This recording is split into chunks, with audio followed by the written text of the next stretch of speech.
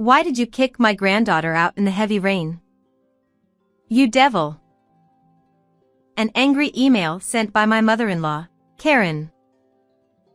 She is always so strict with me and sends me sarcastic messages about anything. But this time I was confused. What is this all about? Because my daughter is in her room right now. And there is no reason for me to kick her out in the heavy rain. Something is wrong. I realized this, so I took it upon myself to call out to the person in front of me. Could you take a look at this email? From this point on, the truth of the matter began to emerge. I am Allie, 37 years old.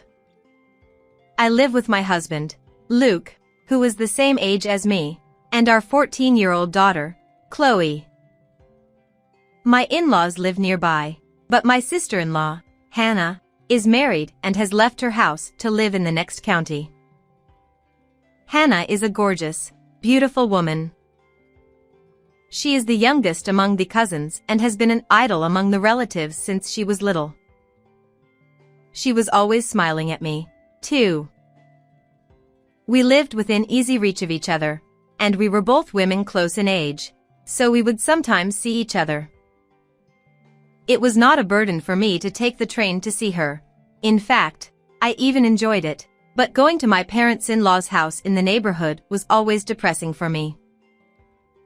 I probably wasn't welcome at Karen's, although I went with Luke to see my in-laws about once a month to show Chloe's face. Even though we had been married for over 10 years, Karen was always somewhat distant and unwilling to open up. At first I thought she might be the shy type, but then she started nagging me about housework and childcare, and I realized that she must not like me for this. Her job is housekeeping. In other words, she is a professional, so I figured that she must see things that are not up to par when it comes to housework, and I tried not to care as much as possible. That is the only way to deal with it. It was hard for me to talk to Luke about it because what she said was so right that it could be taken as mere advice. For the first few years of our marriage, I actively helped my in-laws with household chores, but then I was ordered to redo the cooking and cleaning many times. Allie, are you like this at home? Cooking that I thought I was good at was said to be over-seasoned, and rooms that were supposed to be clean were condemned to the slightest trace of dust. Especially when Chloe was a baby, I was made to make homemade baby food under Karen's guidance, and the procedure and seasoning were checked in detail. This is for you and Chloe. You're going to practice at my house and learn the ropes of housekeeping. She had the best of intentions, but when she said it with a cold, stiff expression on her face, I couldn't take her at her word. All she seemed to want to do was to tell me off. Even so, she still loved her grandchild, Chloe, so I thought I would endure it as long as I could. However, one day Hannah asked me, "Hey, are things going well with my mother? Do you have any problems?" Of course, there was no way I could tell anyone else what I couldn't even talk to Luke about. So in the beginning, I faked it and said it was fine. Hannah, however, was not. "Are you sure you don't mind here? You can tell me anything you want," she persistently repeated. I began to wonder if she was on to something. I thought to myself, if that's the case, it would be more worrisome if I don't tell her. I changed my mind and boldly confided in her about what I had done with Karen. I knew it. "What do you mean?" "To tell you the truth, my mother may look calm, but she has an insidious streak. And she hated it when you took Luke, her eldest son. That's why I'm worried about you." I felt depressed because I was convinced that Karen did not like me after all. However, Hannah's presence is a great source of emotional support, as she told me that I could always talk to her if I ever needed anything. I will try to listen to it as much as possible and do my best in my own way. I was encouraged by my sister-in-law, and that is what I thought. However, as if to discourage my determination, Karen began to attack me more and more from this point on. Her comments about childcare and housework began to arrive in the form of emails as well. Good morning. You didn't get up later than Luke, did you? Wife gets up before anyone else and does the housework. I heard you bought beef the other day. Are you aware that you are a housewife who is in charge of the family finances? Do you always buy things on sale? You're making Luke look like a worthless person, so don't be like that. The emails are full of outdated sarcasm and points that contradict what was sent before. I was very stressed out about the emails, which were worse than the ones I had received in person.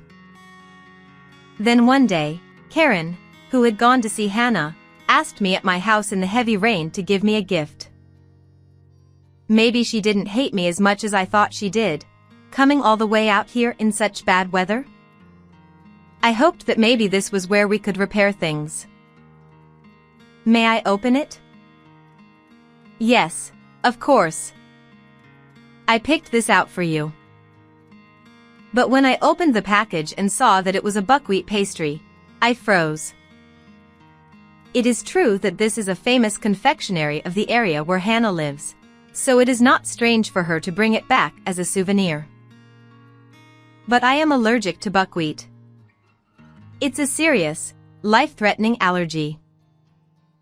I had mentioned this at our pre-marriage meeting, so everyone in my in-laws, including Karen, knew about it. If I had only told her at that time, she might have thought I had just forgotten about it. But since she was the one who told me a few years ago, when I was the only one who could not eat buckwheat, about buckwheat that was not made with buckwheat flour, that possibility was not possible. And yet, when she saw my drawn face, she sighed as if to chastise us. Okay. If you don't like it that much, you don't have to eat it. Huh? No, that's not what I meant. I opened my mouth to try to explain myself to her coldly, but the words didn't come out right away. She left me there and started to get ready to leave. She brought me something that no one else could eat, saying that she had chosen it for me. I guess she thought she was pressuring me to eat it. I knew it was impossible for me to compromise with her.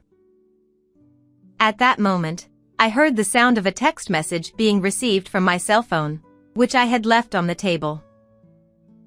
I looked at the screen of my cell phone and tilted my head to see that it was the usual text from Karen.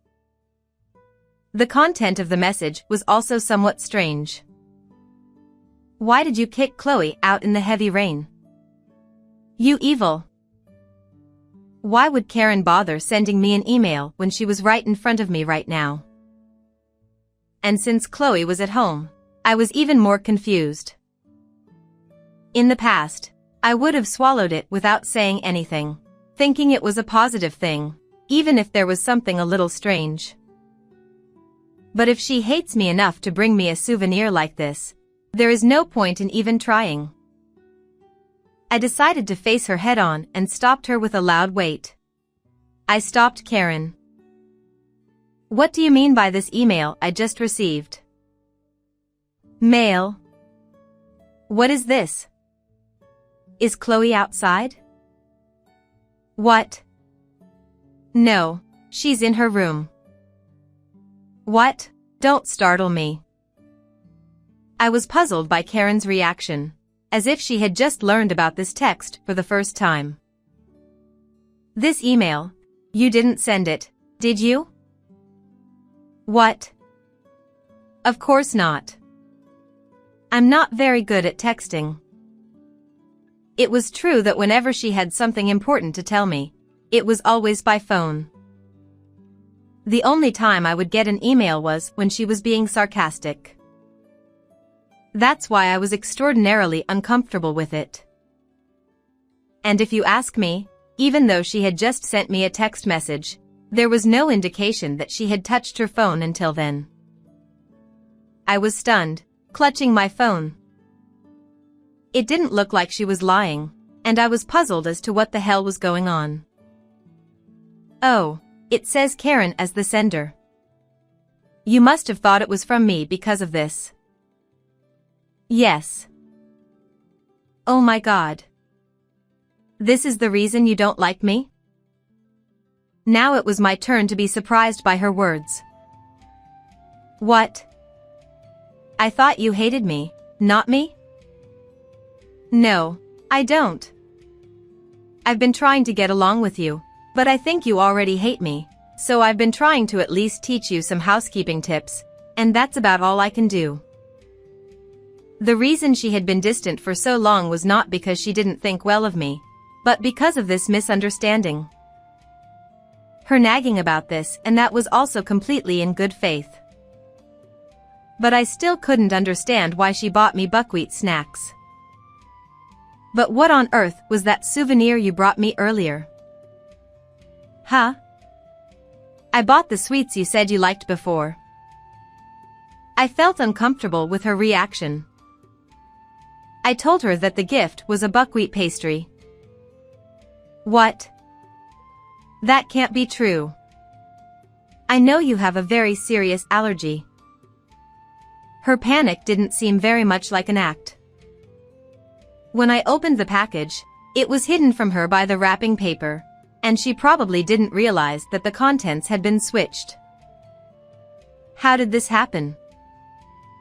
Knowing that there had been many misunderstandings, we tried to confirm this and that about the souvenirs and the mail.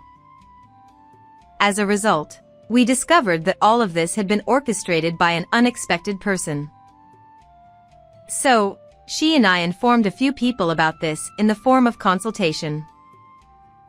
In addition, I wrote in the email that had just been sent to me. I'm with Karen right now. Who are you? I replied. Immediately after that, I received a phone call from someone. I pressed the answer button. I want to talk to you directly about the matter we discussed. Can you come over to my house now? The person on the other end of the line said she was on her way and ended the call in a hurry. 2 hours later, the person who stepped into our home looked upset when she saw that Karen was also there. Why is she still with you here? You said you wanted to talk to me about it, and I thought my mother would have left by the time I got here. Yes, it was Hannah who flew to our house. Oh my, I didn't say on the phone that Karen was here. How did you know? My sister-in-law gave me a look of consternation when I pointed this out. It was you, Hannah, who sent this email and who received my reply to it, wasn't it? So you knew. My sister-in-law's eyes swam as I talked to her while showing her the email that I had sent to her. I just misspoke. I don't know of any such email. Oh, that's weird. Chloe told me that you gave her a special discount coupon to go to a movie today, and it makes sense with the contents of this email. Yes. My sister-in-law had made such a subterfuge to get my daughter to go out. Unfortunately, it was raining heavily that day. Chloe didn't feel like going to the movies, so she stayed in her room. Unaware of this, Hannah thought that her daughter had gone to the movie theater as instructed, and sent such a preposterous email. I don't know. Chloe must have misunderstood something. Yes, she's only trying to play dumb. But that's not all. Check with Karen. We also found out that this was not Karen's email address. The name of the address that came to my phone was Karen's full name, so I assumed that Karen had sent it. However, I found out that it was not, and upon closer examination of the sender, I discovered that it was Hannah's address. So all the sarcastic emails I had received under Karen's name were sent by Hannah. And the buckwheat snacks that had been swapped out for the souvenirs Karen had bought were exactly the same bag and wrapper. Only she could have done that. When Karen bought the gift for me, Hannah was with her. So she knew exactly what size buckwheat pastry to buy and where to buy it in order to match the exact same appearance. On the other hand, no one but Hannah could have pulled off such a feat. With all this circumstantial evidence, it was hard to come up with a good excuse. She bit her lip in frustration. "Why did you do this? I trusted you," I muttered to myself, and Hannah glared at me with the most hateful look I had ever seen in her eyes. I was an eyesore. All my relatives loved me, and then suddenly they started pampering you when you came to marry Luke. You're not even that pretty, and it disgusts me. So, right after I married Luke, you started shadowing me and telling lies about how much I hated Karen? This is what Karen told me. Yes, I did. I wanted to push you over the edge mentally. I wanted you to get a divorce and get the hell out of my life. The fact that she asked me if I had any problems was not out of concern for me, but rather to see if the lies she had told Karen were having any effect. And at that time, when he found out that I was having trouble with Karen's interrupting me, she probably thought that if he took advantage of this, I would eventually uproot myself and get a divorce. I hated it when my mother-in-law told me not to do the housework. Why don't you want to get a divorce when my mother is giving you so much crap about it? I can't believe it. Hannah yelled at me, her face turning red as she spit all over the place. I wondered why I had ever trusted such a person, and I felt ashamed of my own lack of discernment.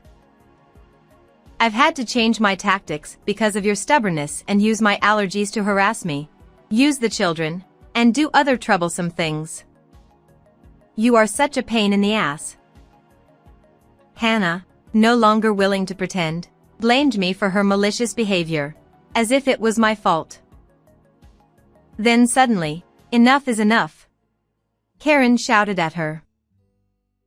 I had asked her to talk to me first, and she had obeyed and kept quiet, but she couldn't take it anymore and scolded Hannah loudly.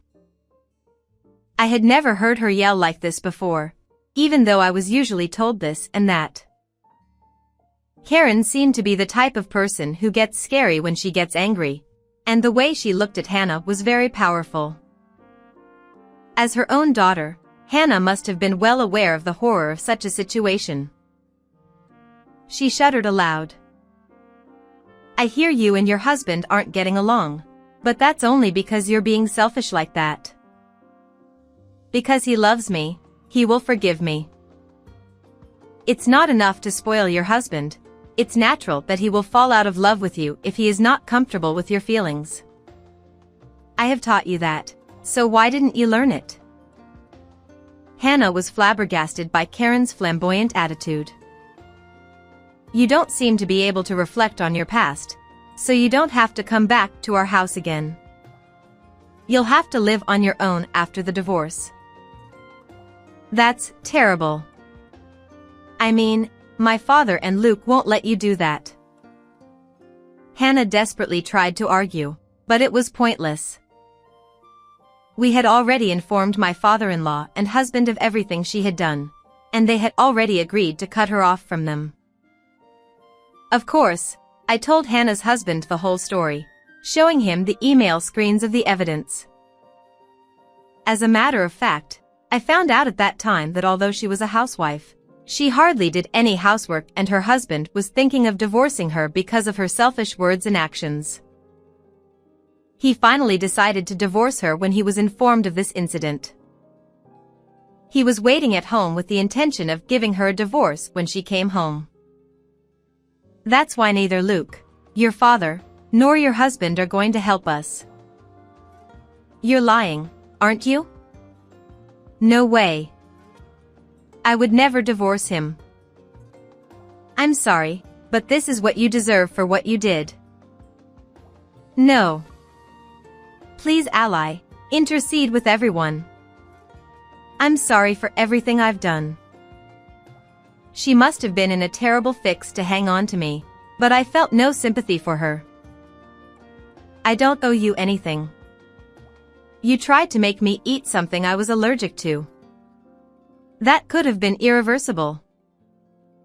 There was no way I could forgive Hannah for such a disregard for human life. It's not just that. I can't forgive you for meddling in Chloe's life this time. If I don't let it go, you might get even more involved in my daughter's life in the future. When I told her in a strong tone of voice, she fell silent and slumped down on the ground. After that, her husband divorced her and her in-laws also cut her off, leaving her penniless. She had access to the family's money and wasted it all, and the entire amount was deducted from the property division and she ended up receiving nothing. In addition, she used up all her savings to pay the $20,000 alimony demanded by her husband. Moreover, since she had been a housewife for so long, she could not find a job, and I heard that in order to earn money for her living expenses, she had gone out into the nightlife. Karen and I, on the other hand, are now very close because we have cleared up the misunderstanding between us. I feel happy every day to be able to watch Chloe grow up with not only Luke but also my in-laws. What did you think of this story? Please subscribe to our channel as well. See you in the next video.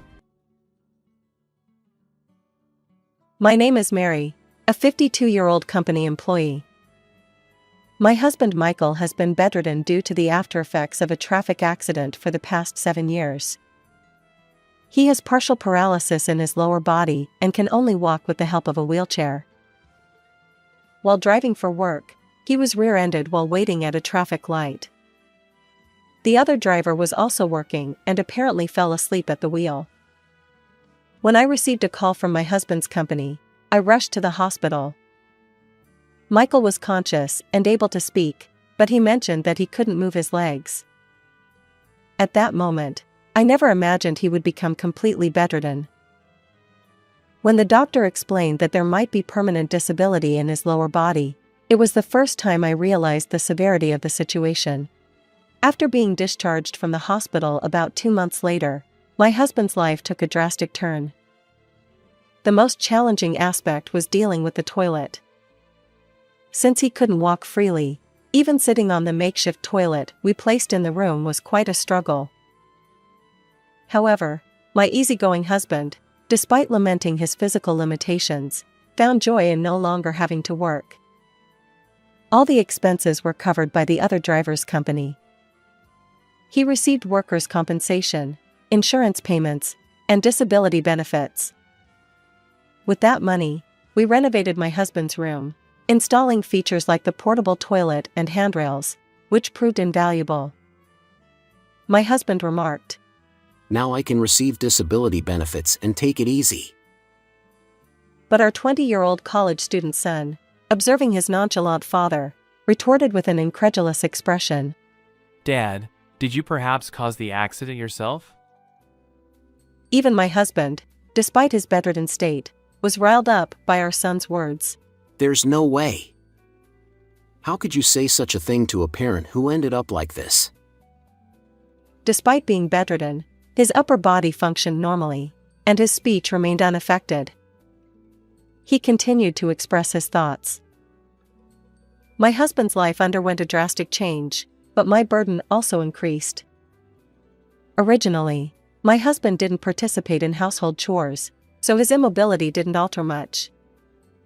However, bathing him, as he couldn't do it alone, proved to be quite challenging. While I'm at work, he lies in bed watching TV or videos on his smartphone.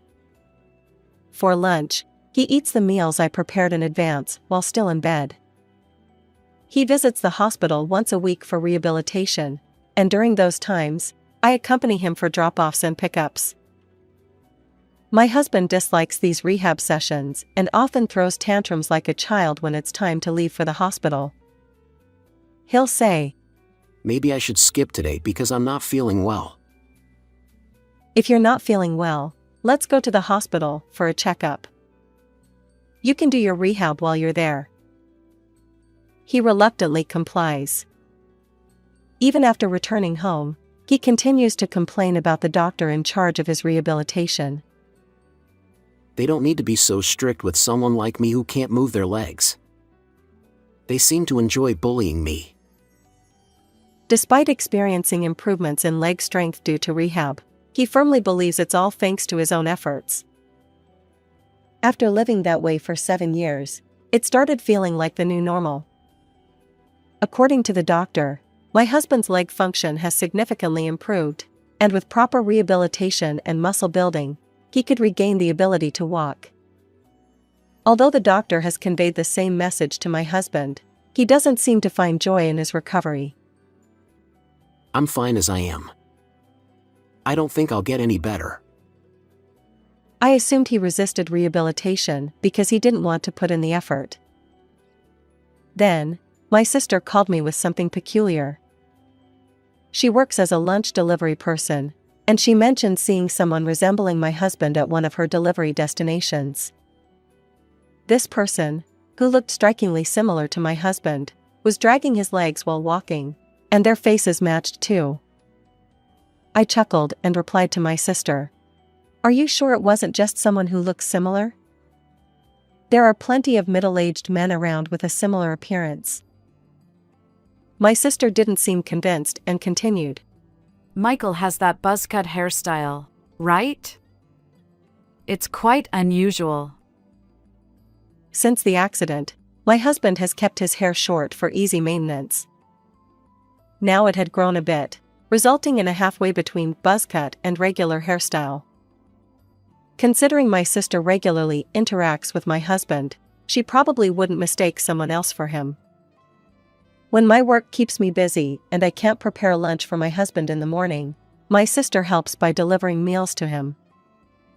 Feeling a bit uneasy, my sister made a suggestion. I have a pet surveillance camera. Shall we install it? Despite thinking it might not be necessary, my sister insisted, so I decided to ask her to go ahead with it. Actually, I also had some suspicions about my husband. His shoes, which he couldn't put on by himself due to his inability to go out alone, were left out in the entrance. Normally, when he returned, I would have him change into indoor slippers and then I put away his outdoor shoes in the shoe cabinet, so it was unusual for them to be left out. Furthermore, my husband, who typically wore casual clothes at home, suddenly expressed a desire for fashionable attire. If I set a goal to recover enough to go out wearing stylish clothes, I'll be motivated for rehabilitation. Believing in his words, I bought him some clothes. Occasionally, I noticed that he had tried them on and sometimes discarded them on the floor. Since he struggled with changing clothes on his own, I often helped him. Upon hearing my sister's story, I wondered if he had been changing into those clothes and going out. On the day my husband went for rehabilitation, I asked my sister to install a hidden camera. She had a spare key to our house because she delivered lunch to my husband, making it easy to set up the camera. The camera provided real-time footage accessible via smartphone and allowed for recording. Although I wanted to trust my husband, there were lingering suspicions, and I wanted to uncover the truth. The results became clear quite soon. 2 days after my sister installed the camera, I arrived at work and casually checked my smartphone to see how my husband was doing. To my shock, I saw him standing up alone, changing clothes. Despite his unsteady gait, he seemed oddly cheerful as he discarded his sweatpants and switched to stylish attire. After finishing his outfit change, he checked himself in the mirror, fussing over his buzzcut hairstyle, and then left the room. Witnessing my husband like this, I was devastated, and that day, work became impossible to focus on. Since my husband's accident, I have tirelessly cared for him every day. Discovering that he was secretly going out somewhere behind my back was unforgivable. During my lunch break, I called my sister and shared my husband's behavior. Just as you suspected, Michael seems to be going out somewhere. He even hid the fact that he can change clothes by himself. My sister tried to console my distraught self. But when I considered that my husband might be visiting the woman my sister saw, anger and helplessness welled up inside me. Since the accident, I hardly had any time for myself, always tending to my husband's needs. On the other end of the phone, my sister empathized with my feelings and kindly said, Let's have a calm conversation about this. We need to teach your husband a lesson. Her words brought some relief. Before hanging up, my sister emphasized, Don't confront Michael about this yet. Let's wait and see for a while, okay? Without her warning, I might have immediately confronted my husband in anger. That evening, when I returned home, my husband was lying on the bed watching TV as if nothing had happened. Remembering his solitary efforts to change clothes and go out, anger surged within me, but I maintained a calm facade while interacting with him. Despite being unaware of the hidden camera, my husband continued dressing up and leaving the house. During this time, my sister discreetly observed his actions, capturing footage on her smartphone as he entered the young woman's home on several occasions. About a month after installing the hidden camera, my sister and I met at a cafe to devise a plan to teach my husband a lesson. We had informed him that we were discussing work matters, allowing us to hold our strategy meeting until evening. While chatting with my sister and monitoring my husband's current state on my phone, I noticed him starting to change clothes. It seemed he was preparing to go out again. Would today be another rendezvous? As he finished changing, he sat on the bed, fidgeting nervously. My sister quipped, Could it be that he's inviting his affair partner to your house today? Although I doubted my husband would go to such lengths, considering his physical limitations, it made sense that he'd prefer an easier option. After a while, the doorbell rang, and my husband stood up from the bed, slowly walking toward the entrance. Remarkably, he moved without using his cane. Just as my sister had suggested, my heart raced.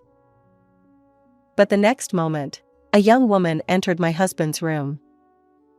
As soon as my sister saw her, she exclaimed, This woman!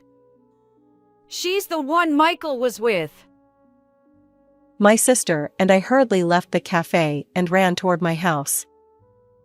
Although the situation had been orchestrated from the other side, witnessing my husband and his affair partner together was still shocking. When we looked at the smartphone again in front of our house, a shocking image was displayed. My husband and his affair partner were embracing each other. Unaware that his wife was watching, my husband's passionate embrace with the other woman seemed inconceivable given his paralyzed lower body and bedridden condition. My sister and I entered the house and burst into my husband's room. Upon seeing us, my husband and his affair partner were so surprised that they remained locked in each other's arms for a moment, but then hastily pulled away.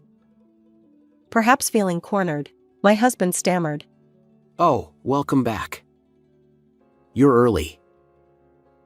The young woman, who was the affair partner, tried to escape from the room, but my sister blocked her way.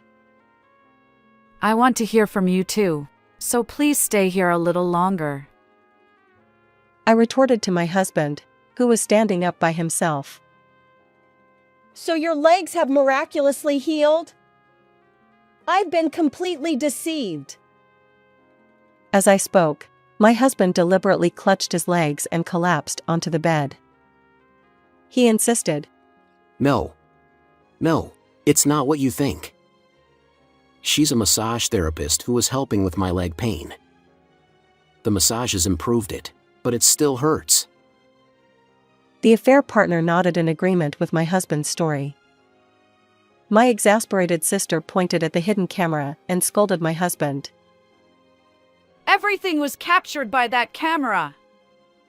It definitely didn't look like a massage. She exclaimed. Upon realizing the camera's presence, my husband became defensive. Installing a hidden camera is an invasion of privacy. This won't serve as evidence. He shouted, displaying an energy incongruous with his bedridden state. My sister then showed him several photos. Clear as day, they depicted my husband entering a house, warmly welcomed by his affair partner. There was another photo of my husband alighting from a taxi, walking unaided without his cane. Unable to refute the photographic evidence, my husband stared at the images. I broke the silence. Since when have you been able to walk on your own? I asked, but my husband remained silent, so his affair partner answered. About a year ago. Michael called me, saying he'd recovered and asked if we could resume our relationship. She revealed.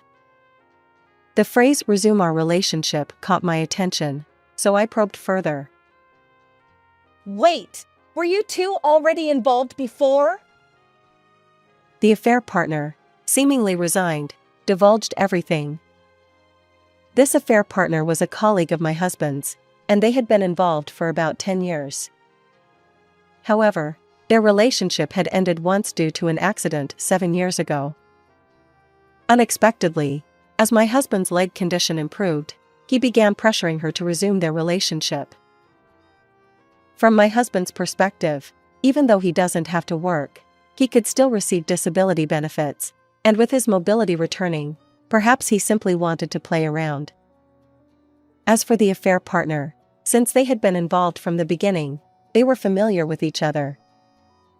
Truly a win-win situation. Now I've discovered that my husband, who pretended to need my care due to leg pain, had been cheating on me for 10 years. The absurdity of all the effort I put into caring for such a terrible man left me speechless, almost wanting to laugh. In my stunned silence, my sister stepped in and berated my husband. Spare me, Michael! Do you have any idea how difficult it's been for Mary since your accident?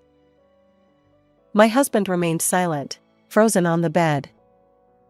The affair partner, perhaps thinking she was no longer needed, said, I'll leave now.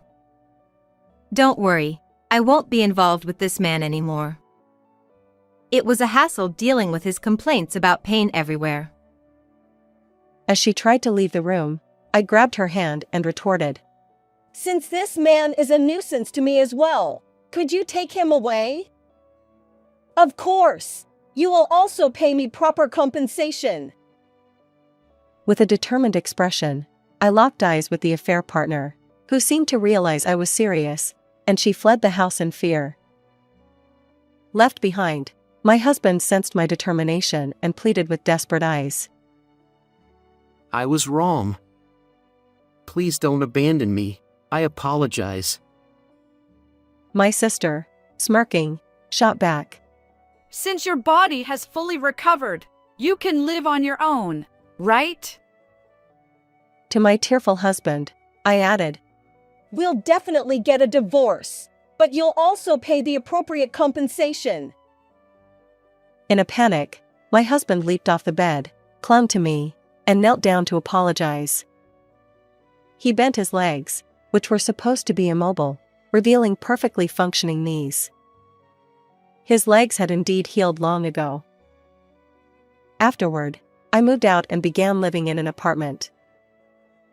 My college student son had already moved out and was living on his own, but when I explained the divorce situation to him, he understood. Although he occasionally helped take care of my husband in my place, seeing my husband suddenly stand up alone made him suspicious. However, he never imagined that his father had been deceiving his mother and having an affair, so he was furious when he learned the truth. In addition to discussing the divorce, I involved a lawyer to handle the issue of compensation. My husband, who had been receiving disability benefits despite his healed legs, faced further complications. He was not only required to pay me alimony but also had to return the disability benefits. Although he wasn't working, he had received substantial insurance payouts after the accident, so he had some assets. I ensured that I received proper compensation and a fair share of our marital property. According to the lawyer, my husband claimed he would start working again, but after 7 years of idleness, what could he really achieve now? He sowed the seeds of his own actions, and it was time for him to face the consequences. After parting ways with my husband and starting to live alone, I've been enjoying my newfound free time. Previously, my life revolved around caring for my husband, leaving me with little time for myself. I want to reclaim the time lost during those 7 years of caregiving. It's heartwarming that my son occasionally drops by, concerned about me. I'm also looking forward to witnessing my son's continued growth. How did you find this story? Don't forget to subscribe to the channel. Until next time in the next video.